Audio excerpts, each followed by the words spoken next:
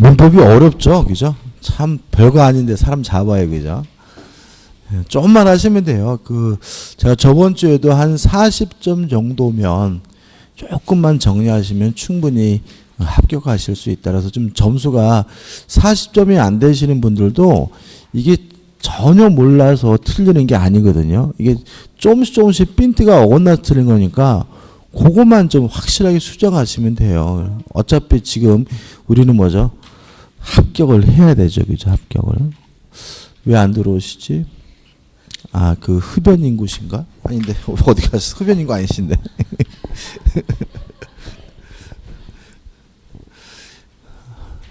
얼마 안 남았죠, 그죠? 46일. 자, 57번입니다.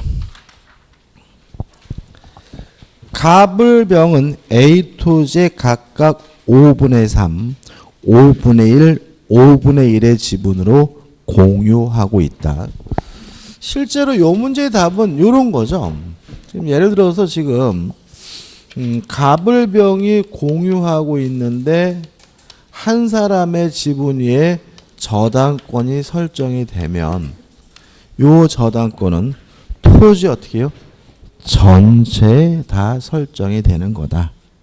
왜냐하면 공유란 소유권을 나눠 가지고 있는 것이지 물건을 나눠 가지고 있는 것이 아니기 때문에 공유 지분은 물건에 대해서 뭐예요? 전체에 대한 권리이기 때문에 따라서 여기까지는 갑의 거, 여기까지는 을병 이렇게 나눠져더라도 요 저당권 여전히 토지 어떻게 해요? 전체에 계속 남게 되게 된다. 따라서 3번, 4번이죠. 병의 지분이네. 병의 지분 위에 근저당권이 설정된 후 A 토지가 지분에 따라 분할된 때는 특별한 합의가 없는 한 그 근저당권은 병에게 분할된 부분에 집중된다는 지문은 뭐죠? X가 되는 거죠. 동의하시죠? 그죠? 동의하시죠? 그죠? 나머지 것도. 1번. 갑의 지분은 5분의 3입니다. 과반수를 넘었죠? 따라서 단독으로 관리 방법을 정할 수 있다. 오, 맞는 지문이고. 그 다음에 2번. 보존행위는 뭐죠? 단독으로 할 수 있죠. 따라서 제3자 명의의 무효인 등기의 말소를 청구하는 것은 보존행위이므로 단독으로 말소를 청구할 수가 있고요. 3번. 등기부상 지분과 실제 지분이 달라요. 뭐가 맞는 거예요? 실제 지분이 맞는 거죠. 그잖아요. 등기가 뭐예요? 무효예요. 그러면 무효인 등기는 무효인 거잖아요. 그죠? 따라서 만약에 등기부상 지분하고 실제 지분이 다르다는 말은 등기가 무효인 겁니다. 실제 지분이 뭐죠? 맞는 겁니다. 따라서 실제 지분이 다르고 새로운 이해관계를 가진 제3자가 없다면 공유물 분할 소송에서 갑을병은 특별한 사정이 없는 한 어떻게 해요? 실제 지분에 따라 A 토지를 분할하여야 한다. 오, 맞는 지문이 되는 거죠. 5번. 갑을병 사이의 관리 방법에 관한 약정에 따라 을이 A 토지의 특정 부분만을 사용할 수 있는 경우 특별한 사정이 없는 한 을의 지분을 양수한 정도 그 특정 부분만을 사용할 수 있다. 오, 맞는 지문이죠. 왜냐하면 관리 방법에 대해서 뭐예요? 약정이 있으니까요. 따라서 옳지 않은 것은 뭐죠? 4번이 되는 거죠. 58번입니다. 건물이 존재하고요. 건물과 토지 소유자가 같았는데 이것이 매매 기타 사유로 달라지게 되면 건물 소유자는 관습법상 법정지상권을 취득하고요. 건물을 철거할 필요가 없습니다. 언제 건물이 있어야 돼요? 매매 기타 사유가 있을 때. 언제 건물과 토지 소유가 같았어야 돼요? 매매 기타 사유가 있을 때죠. 예를 들어서 기타 사유가 가등기 담보예요. 그러면 언제 건물이 있어야 돼요? 가등기 담보가 설정될 때. 언제 건물과 토지소유가 같아야 돼요? 가등기 담보가 설정될 때. 동의하시죠? 그죠? 따라서 2번. 강제 경매에 있어서 간습상의 법정지상권이 인정되기 위해서는 매각, 대금, 완납시를 기준으로 해서 토지와 그 지상 건물이 동일인 소유에 속하여야 한다. X입니다. 매매, 기타 사유가 있을 때, 예를 들어서 가등기 담보라면 가등기 담보가 설정될 때 건물이 있고 건물과 토지 소유자가 같아야 되는 거지. 매순이 매각 대금을 완납한 때가 아닙니다. 답은 뭐죠? 2번이 되는 거죠. 1번. 토지 공유자 중 1인이, 자, 토지 공유입니다. 그러면 원칙적으로 뭐가요? 관습상의 법정지상권 성립하지 않는다니까. 1번은 뭐죠? 맞는 질문이고.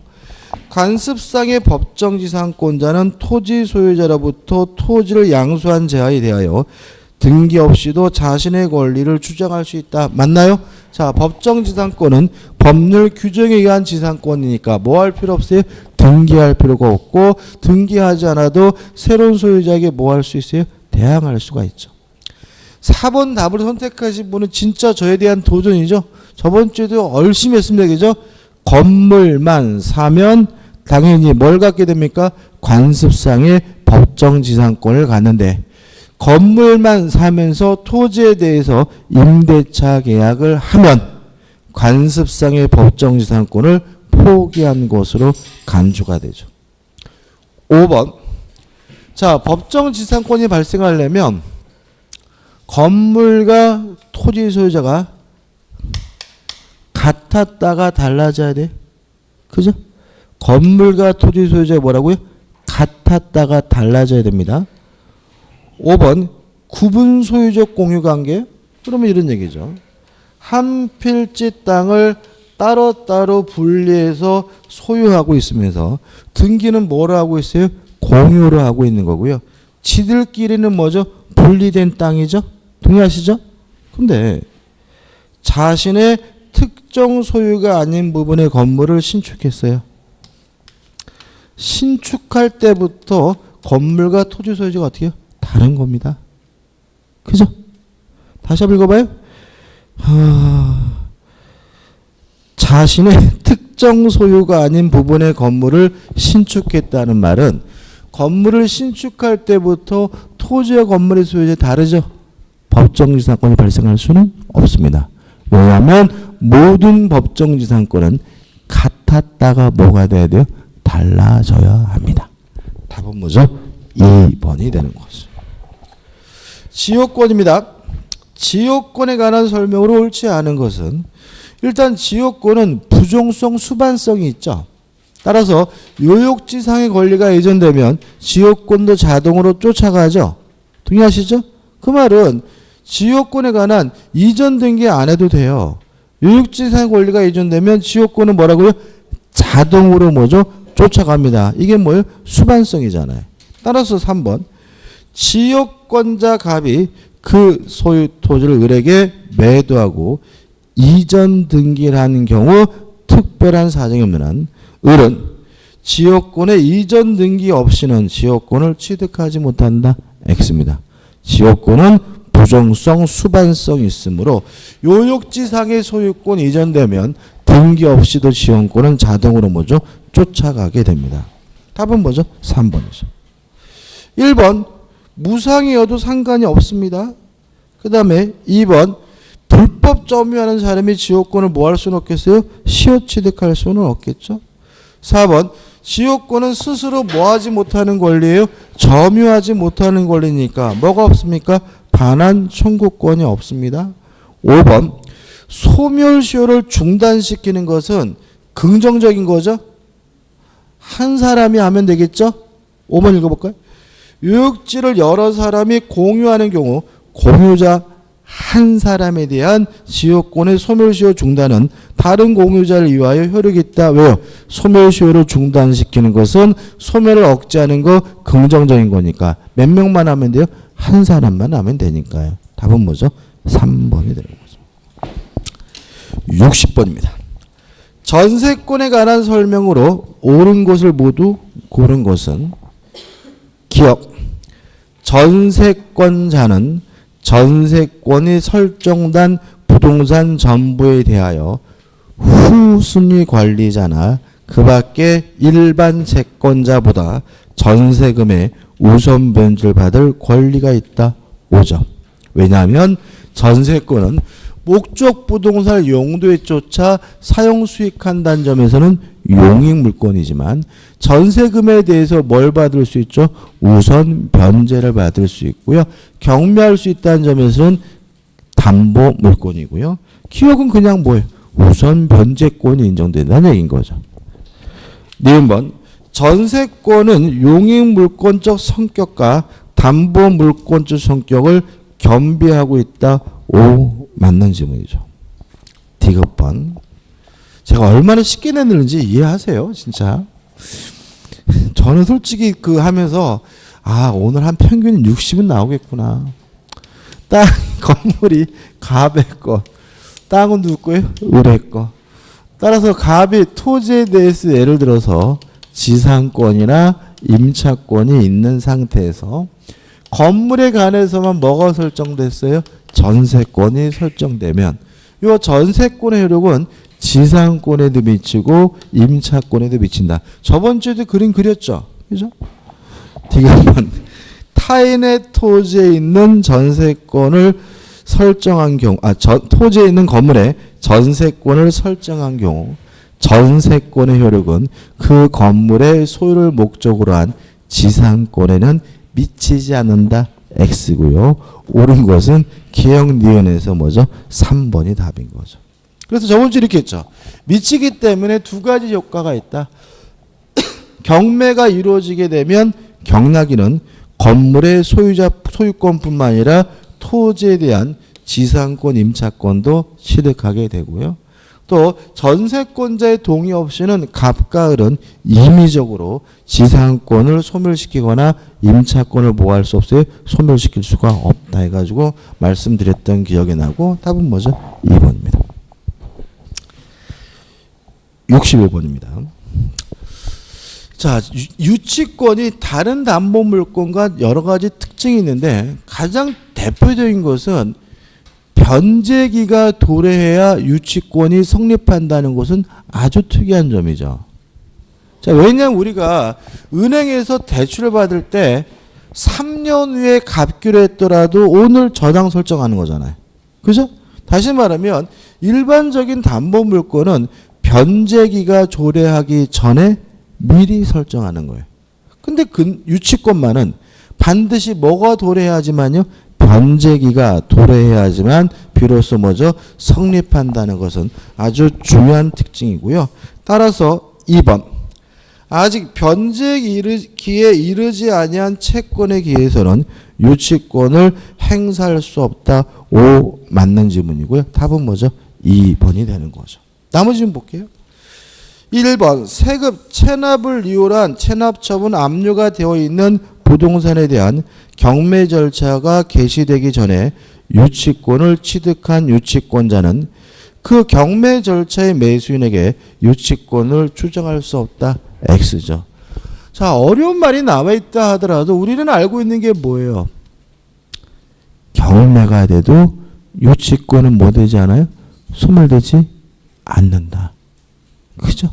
경매가 되더라도 뭐는요? 유치권은 소멸되지 않아요. 따라서 체납처분이 나발이든 뭐든 간에 뭐죠? 경매가 되도록 원칙적으로 소멸되지 않으므로 매수인에게 유치권을 뭐 할 수 없어요? 주장할 수 있는 거죠.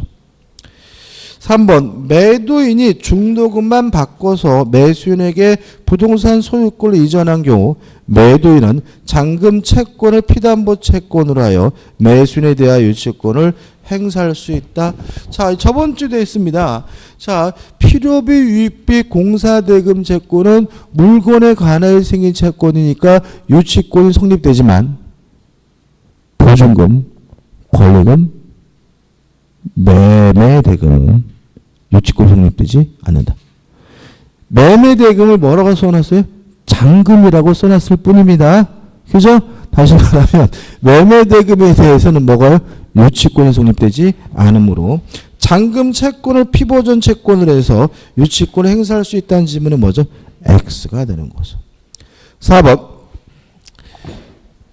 부동산의 근저당권에 기한 압류 효력이 발생한 후입니다. 이건 좀 우리가 전에 했던 것 같은데, 자, 유치권은 경매가 되더라도 뭐 되지 않아요? 소멸되지 않아요.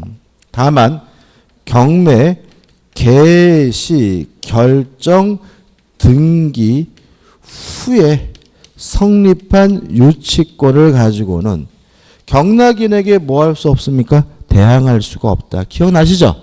그죠? 그럼 여기서 보시면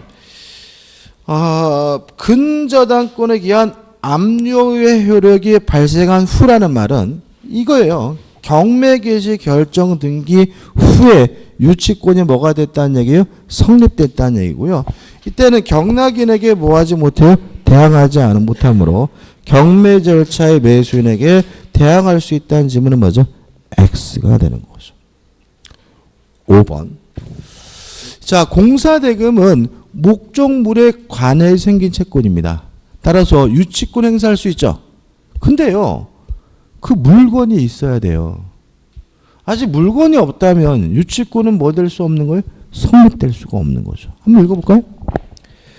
건물 신축 공사를 도급받은 수급인이 사회통념상 독립한 건물이 되지 못한 정착물입니다. 아직 뭐가 아닙니까? 건물이 아닙니다.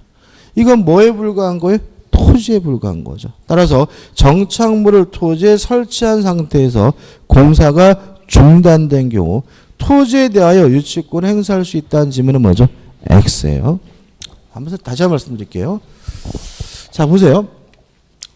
건물에 관해서 공사대금 채권이 있다면 이 공사대금 채권은 건물로부터 발생한 채권이니까 건물에 대해서 뭘 행사할 수 있어요? 유치권 행사할 수가 있죠. 또 토지에 대해서 공사대금 채권이 있는 사람이라면 이 토지에 대해서 뭘 행사할 수 있는 거예요? 유치권 행사할 수가 있는 거죠.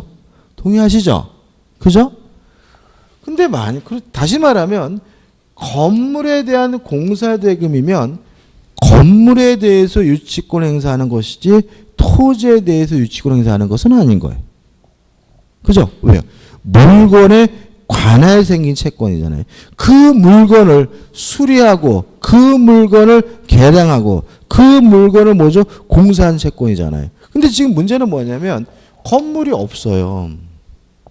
아직 뭐가 없는 거예요? 건물이 없다는 거 동의하지 않으세요? 다시 한번 읽어봐요.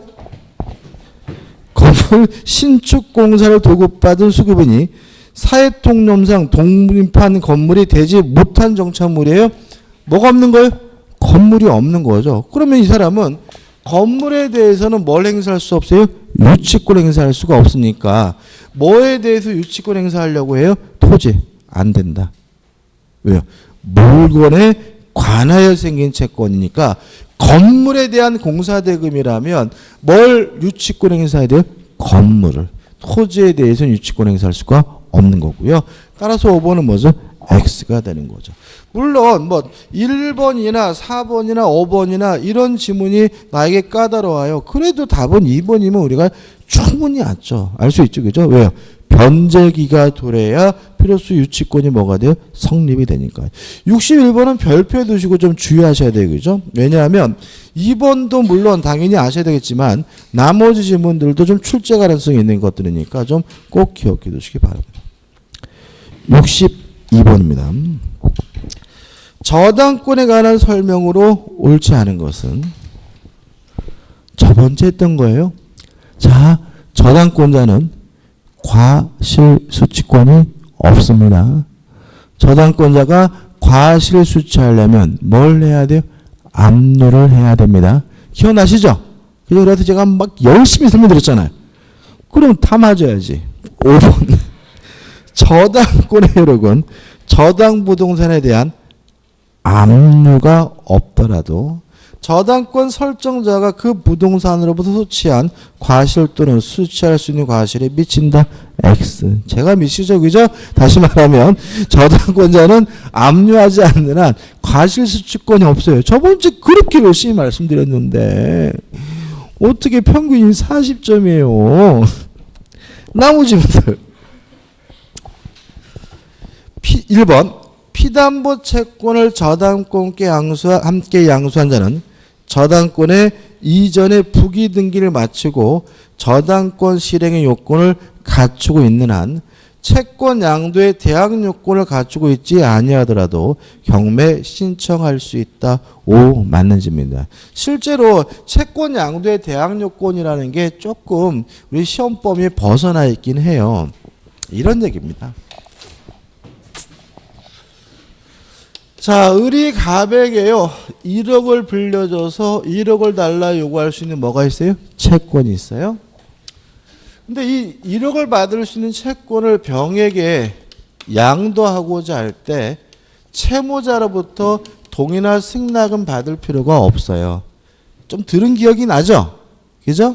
다만 을과 병이 지들끼리만 쑥덕쑥덕해서 양도하면 갑은 아직도 채권자가 누구라고요? 을이라고 생각하고 을에게 돈을 갚을 위험이 있기 때문에 을은 병에게 채권 양도했다는 사실을 갑에게 뭐 해야 되냐면 통지해 줘야 돼요.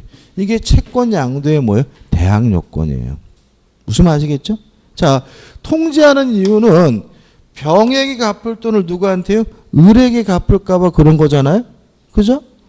얘가 돈을 안 갚아서 경매를 하는데 이러한 대항 요건 같은 건 뭐가요? 필요가 없는 겁니다. 따라서 다시 읽어보면 채권 양도의 대항 요건을 갖추고 있지 아니하더라도 경매를 신청할 수 있다는 질문은 맞는 질문이 됩니다. 좀 지엽적이네. 2번. 저당권 설정자로부터 저당 토지의 용익권을 설정받은 자가 그 토지의 건물을 축조한 경우라도 그 저당권 설정자가 그 건물의 소유권을 취득하였다면 이제는 뭐 지긋지긋하지 않습니까? 자, 일괄 경매 청구권이 인정되려면 누가 건물을 지었는지는 중요하지 않다. 반드시 누가 소유하고 있다면요? 저당권 설정자가 건물을 소유하고 있다면 뭐 할 수 있습니까? 일괄 경매할 수가 있다. 그죠? 기억나시죠? 그죠? 따라서 저당권 설정자가 그 건물의 소유권을 취득하였다면 이때는 일괄 경매가 가능하기 때문에 저당권자는 토지에 함께 그 건물에 대하여 경매를 신청할 수 있다. 오, 맞는 질문이죠. 3번. 피담보 채권이 저당권과 분리되어 양도가 됐어요. 자, 저당권은 종된 권리이기 때문에 채권이 없이는 뭐 할 수 없어요? 존재할 수가 없으므로 채권에 따르지 않은 저당권 소멸한다. 맞는 질문이 되고요. 그 다음에 4번. 또 제3취득자죠.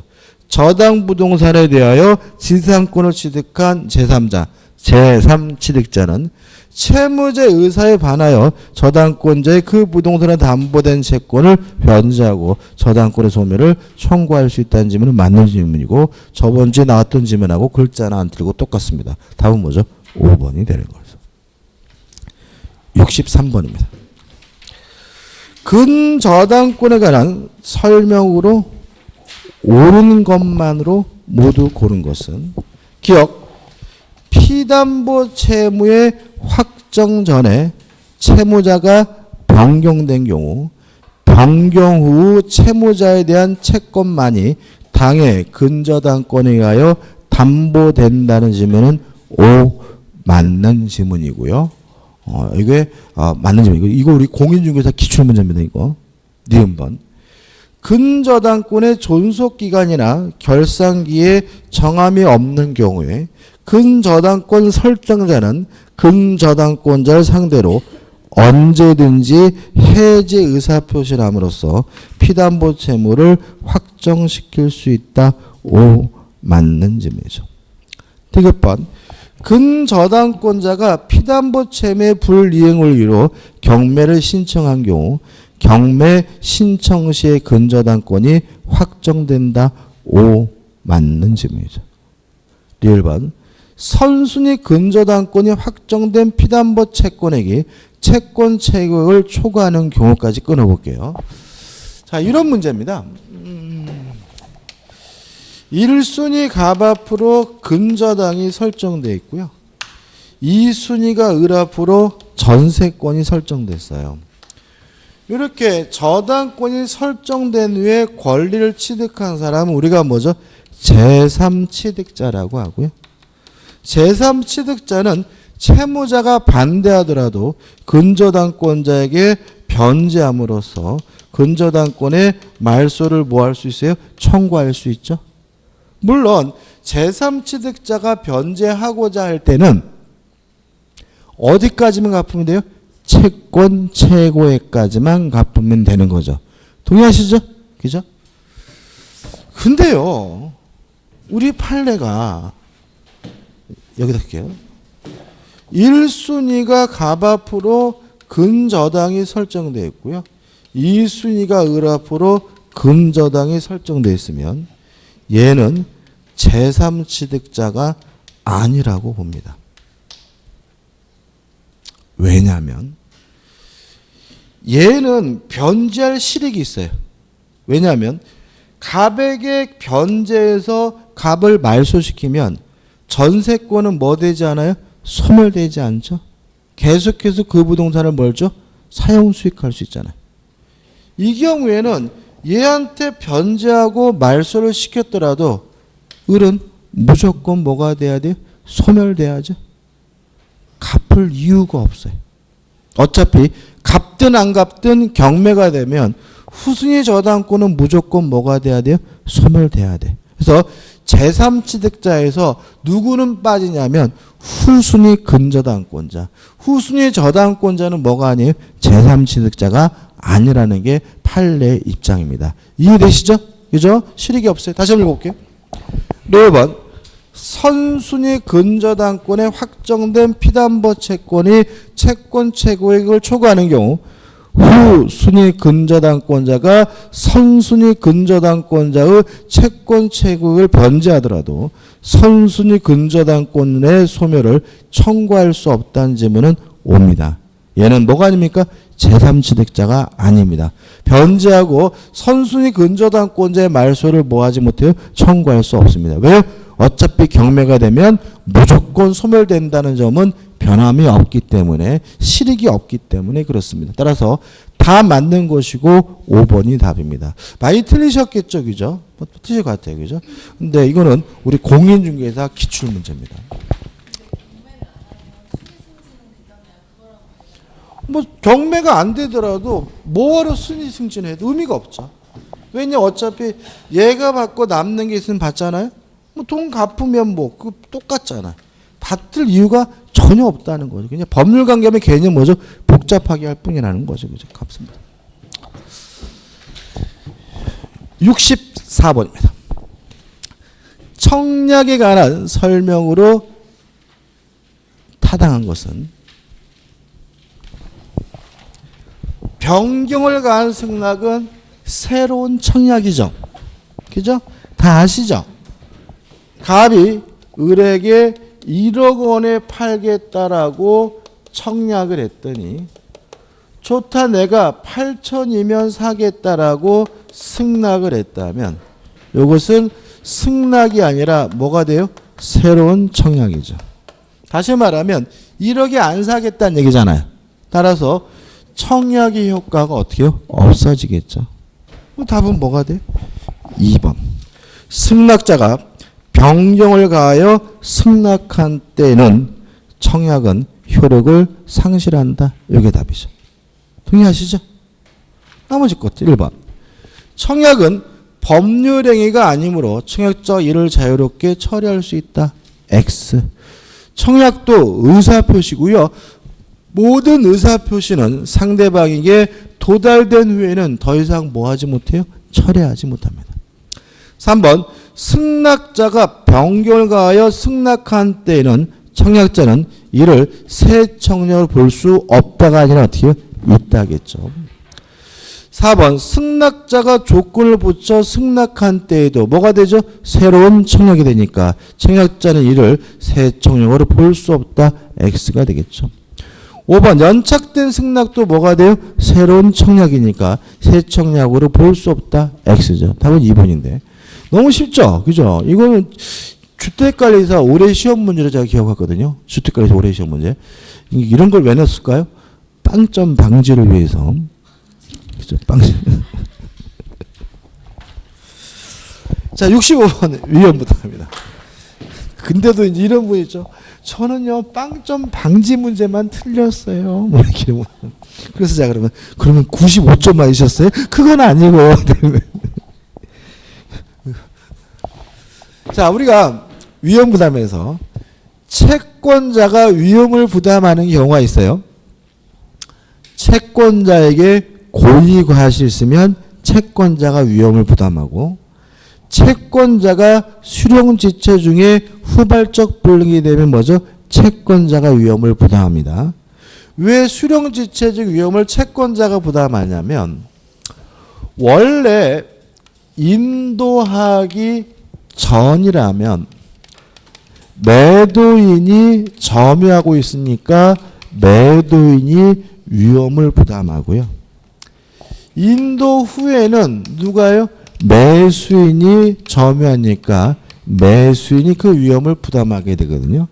따라서 정상적으로 인도가 됐다면 어차피 누가 위험을 부담할 문제였어요? 채권자인 매수인이 그 위험을 부담할 문제였으니까 수령주체 중에 후발적 불능이 되면 채권자가 위험을 부담합니다. 조심하실 게 인도예요. 뭐가 아니에요? 등기가 아니에요. 뭐라고요? 인도. 또 비교할 게 뭐가 있어요?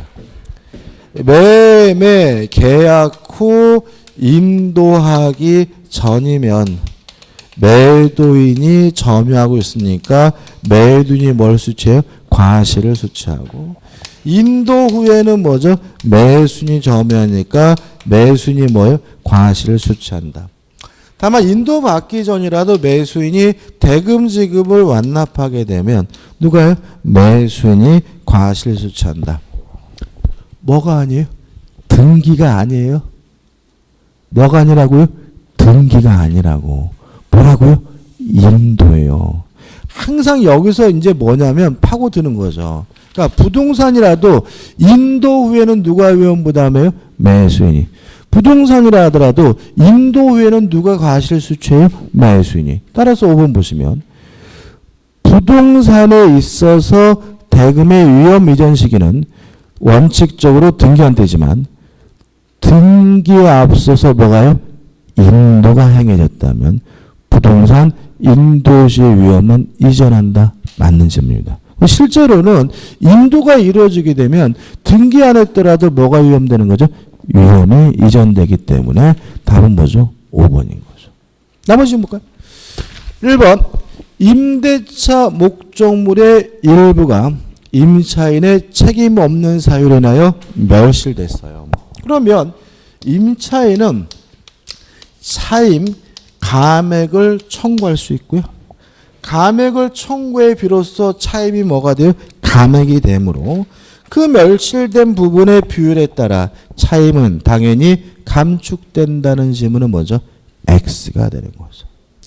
2번 쌍무 계약에 있어서 양 당사자의 귀책 사유로 이행 불능이 됐어요. 그러면 최소한 누구에게 귀책 사유가 있다는 얘기예요? 채무자에게. 채무자에게 귀책 사유가 있으면 무슨 문제죠? 채무 불이행 문제이기 때문에 위험 부담 문제가 발생한다. X입니다. 위험은 채무자에게 귀책 사유가 없을 때 누가 책임을 부담하느냐 문제가 뭐죠? 위험 부담 문제입니다. 3번 채권자의 수령지체 중에 당사자 쌍방의 책임 없는 사유로 이행을 할 수 없게 됐어요. 누가 위험 부담하죠? 채권자인 매수인이. 무슨 등이라고요? 후발적 불능인데도 대금을 지급해야 된다는 얘기니까 채무자는 상대방 채권자의 이행을 청구할 수 없다는 점은 뭐죠? X가 되죠.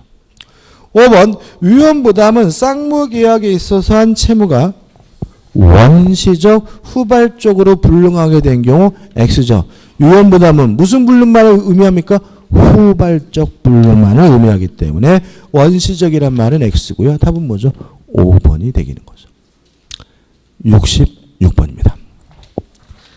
갑은 을에게 자기 소유 부동산을 매도하면서 등기 권리증 부동산 매도 인감증명서와 주민등록 등본 및 위임장을 법무사 사무실에다 맡겨주었다. 그 잔금 지급끼리 을이 잔금 지급 의무를 이행하지 않자 갑은 을에게 매매 대금에 대한 지연 손해금의 지급을 구하는 사안에 대한 설명으로 틀린 것은, 솔직히 문제는 드럽게 긴데 동시 이행 항변권을 소멸시키기 위한 이행 또는 이행의 제공은 계속되어야 한다죠. 그죠? 답은 뭐죠? 3번. 갑이 일단 이행의 제공을 하였다면 을에게 지연 손해금 청구를 위하여 그 이행의 제공이 계속될 필요는 없다. X. 다시 한번요. 동시 이행 항변권을 소멸시키기 위한 이행 또는 이행의 제공은 어떻게 됩니까? 계속돼야 합니다. 답은 3번이죠. 1번 매매계약은 뭐죠? 쌍무계약이니까 쌍방의 의무는 뭐죠? 동시 이행 관계에 있고요. 2번 이행은 뭐예요? 진짜 서류 주는 거죠. 그죠? 이행의 제공은 법무사 사무실에다가 맡겨두고 그 사실을 통지해 주는 것이 뭐죠? 이행 제공이기 때문에 2번도 뭐죠? 맞는 지문이고요. 4번 갑이 자신의 채무 이행을 제공하지 않으면 을에게 뭐가 있습니까? 동시이행 항변권이 인정되므로 을은 이행지체가 되는 일이 없다. 맞는 지문이고요. 5번 계속돼야 된다는 말이 뭐냐에 대해서 우리 판례는 신호칙에 따라 갑은 을에게 상당한 시간 간격을 두고 거듭 수긍을 최고하여야 비로소 이행을 자하였다고 본 수 있다는 것이 우리 판례 입장이고요. 답은 뭐죠? 3번이 되는 거죠. 67번입니다. 저번 주에는 좀 담보 책임을 좀 어려운 문제를 좀 드린 것 같아서 오늘은 좀 쉬운, 이해 때는 쉬운 문제를 드리려고 했어요. 그래서 우리가 담보 책임에서 가장 중요한 게 뭐냐면 악의 매수인이 할 수 있는 거잖아요. 그죠?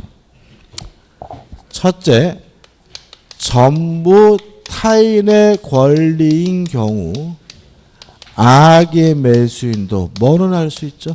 해제는 할 수 있습니다. 두 번째, 일부 타인의 권리인 경우 악의 매수인은 뭐는 할 수 있습니까? 대금, 감액은 청구할 수가 있죠. 세 번째, 매매 목적물에요. 저당권, 전세권이 설정되어 있었고 이 저당권, 전세권이 실행이 되는 바람에 매수인이 권리를 취득할 수 없거나 상실하게 되었다면 악의 매수인도 계약을 해제할 수 있고 악의 매수인도 뭘 청구할 수 있죠? 손해배상을 청구할 수 있죠. 실제로 이 세 가지가 대단히 중요하다 그랬죠. 그죠? 그럼 보자고요. 완전 껌이에요, 껌. 67번. 매매 목적인 권리가 매도인 이해자에 속할 때 그럼 뭐예요? 전부 타인의 권리죠. 그죠? 옳은 건데 전부 타인의 권리인 경우에는 악의 매수인은 뭐만 할 수 있어요? 해제만 할 수 있죠. 손해배상은 청구할 수가 없죠. 따라서 옳은 것은 3번. 악의 매수인은 손해배상을 청구할 수 없다. 이게 답인 거죠. 1번. 타인 소유 물의 매매도 뭐죠? 유효합니다. 그 말은 사서라도 뭐요? 넘겨줘야 된다는 얘기니까 그 권리를 취득하여 매수인에게 이전할 의무를 지지 않는다. X. 2번 전부 타인의 권리라 하더라도 악의 매수는 계약을 뭐 할 수 있어요? 해제할 수 있으니까 2번 악의 매수는 계약을 해제할 수 없다. X. 4번입니다. 손해배상의 기준 시기는 매매계약 체결 시이다. X예요. 이행이익 배상이에요? 실내이익 배상이에요? 자, 이렇게 기억하는 겁니다. 계약 체결상의 과실 책임만 실내이익. 나머지 모든 손해배상은 뭐예요? 이행이익입니다. 무슨 말 아시겠어요? 우리가 계약 체결상의 과실 책임하면서 얘는 특별히 실내이익을 배상하되 이행이익보다 클 수 없다라고 배우는 이유는 뭐예요? 원래 손해배상은 뭐예요? 이행이익 배상에서 그런 거예요. 그죠? 다시 한번요. 모든 손해배상 무슨 이익 배상이라고요? 이행이익 배상. 뭐만 빼고요? 계약 체결상의 과실 책임 빼고. 그러면 이행이익은 뭐예요? 정상적으로 이익이 됐으면 얻을 수 있는 이익이 뭐죠? 이행이익인 거죠. 그죠? 예를 들어가지고 매매 계약할 때는 2억의 매매 계약을 했는데 이행이 불가능하게 됐어요. 근데 지금 시세가 얼마냐면 2억 2천이면 이행이익이 얼마예요? 2천만 원인 거죠. 아, 이행이익이 뭐라고요? 정상적으로 이익이 됐으면 얻을 수 있는 이익이 뭐죠? 이행이익이잖아요. 그죠? 매매 계약할 때는 얼마짜리였다고요? 2억짜리였는데 지금은 뭐죠? 그 이행이 불가능하다 때 얼마냐면 2억 2천이라면 이 사람은 이행됐으면 얼마 벌 수 있었던 거예요? 2천만 원. 이게 이행이익이에요. 그래서 매매 계약을 할 때를 기준으로 하면 이행이익이라는 게 나타나지는 않아요. 동의하십니까?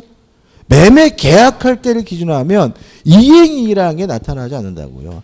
이 사례는 언제냐면 불가능한 때를 기준으로 해서 뭐죠? 결정을 해야 비로소 뭐죠? 이행이익이라는 개념이 나오고요. 따라서 매매계약 체결시다 X죠. 5번. 자, 행사기간에 제한이 없는 게 두 가지죠. 전부 타인의 권리인 경우에는 제척기간에 제한이 없습니다. 따라서 5번은 뭐죠? X고. 또 하나 더 있죠. 저당권, 전세권의 실행의 경우에도 뭐가 제한이 없죠? 제척기간에 제한이 없다는 거 꼭 기억해 두시기 바랍니다. 68번입니다. 다시 한번요. 전부 타인의 권리인 경우에 이거 보셔야죠. 악의 매수는 뭐 할 수 있습니까? 해제할 수 있습니다. 일부 타인의 권리인 경우에 악의 매수는 뭐죠? 대금감액 청구할 수 있습니다. 저당권 전세권의 실행으로 권리를 취득할 수 없는 경우에 악의 매수인은 해제하고 손해배상 청구할 수 있습니다. 요 세 가지 외에는 악의 매수인에게 인정되는 거 없습니다. 2번.